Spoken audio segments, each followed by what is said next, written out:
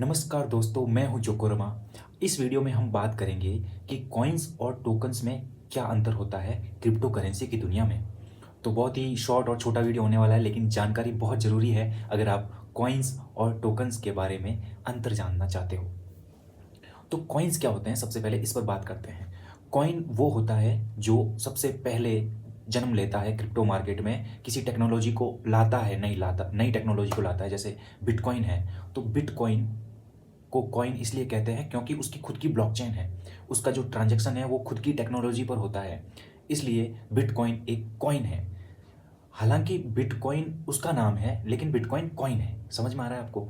लेकिन लोगों को ये कन्फ्यूजन है कि यार मैं इसको टोकन्स क्यों नहीं कह सकता। टोकन्स वो होते हैं जो किसी दूसरी ब्लॉकचेन पर बनते हैं, यानी ऐसी क्रिप्टो करेंसी जो किसी अदर टेक्नोलॉजी के ऊपर बनती है, जिसका ऑफिशियल खुद का एक कॉइन है, जो ट्रांजैक्शन वगैरह सब कुछ करता हो, जो उस टेक्नोलॉजी में यूज होता हो, जो उनका ऑफिशियल एक कॉइन हो, एक करेंसी हो, जो हर एक ट्रांजैक्शन, हर एक डेवलपमेंट में यूज होती हो, गैस भी करती हो।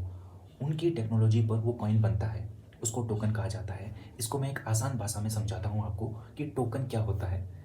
जैसे आप एक कॉइन बनाना चाहते हो, लेकिन आप बहुत बड़े धुरंधर नहीं हो, लेकिन आप कॉइन बनाना चाहते हो, लेकिन आप कॉइन तो बना लोगे बहुत आसानी से।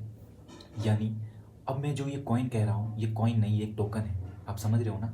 जो बनाना आसान है वो टोकन है, क्योंकि टोकन हर कोई बना लेता है, क्योंकि पहले से टेक्नोलॉजी मौजूद है और उस टेक्नोलॉजी को हम इस्तेमाल करके एक कॉइन बना रहे हैं, इसलिए वो कॉइन एक कॉइन ना होकर एक टोकन है। यानी अगर मैं बिटकॉइन टेक्नोलॉजी के ऊपर एक नया कॉइन बनाता हूँ, जैसे कि ऑर्डिनल्स प्रोटोकॉल में क्या होता है कि पहले बिटकॉइन बना, उसकी ब्लॉकचेन थी। वक्त के साथ डेवलपर्स, माइंड वाले लोगों ने एक ऐसी तकनीक विकसित करी उसी ब्लॉकचेन के अंदर कि एक नया कॉइन उसी ब्लॉकचेन के अंदर बनाया जा सके, उसी बिटकॉइन की टेक्नोलॉजी के ऊपर बनाया जा सके। तो जैसे मैंने कॉइन बनाया, एग्जाम्पल चंदू, चंदू कॉइन बनाया मैंने। तो मैंने चंदू कॉइन बनाया, तो अब क्या होगा कि मुझे अगर चंदू कॉइन चाहिए या आपको चंदू कॉइन चाहिए, तो आप क्या करोगे कि उस ब्लॉकचेन का ऑफिशियल कॉइन खरीदोगे सबसे पहले, क्योंकि वो उस ब्लॉकचेन के ऊपर बना है, जिसका एक पहले से कॉइन मौजूद है जो उस टेक्नोलॉजी में इस्तेमाल होता था। तो आपने सबसे पहले बिटकॉइन लिया और उस बिटकॉइन में चंदू खरीदे। क्यों लिया बिटकॉइन? क्योंकि बिटकॉइन के ऊपर चंदू कॉइन बना है, इसलिए चंदू कॉइन ना होकर एक टोकन है। समझ में आया?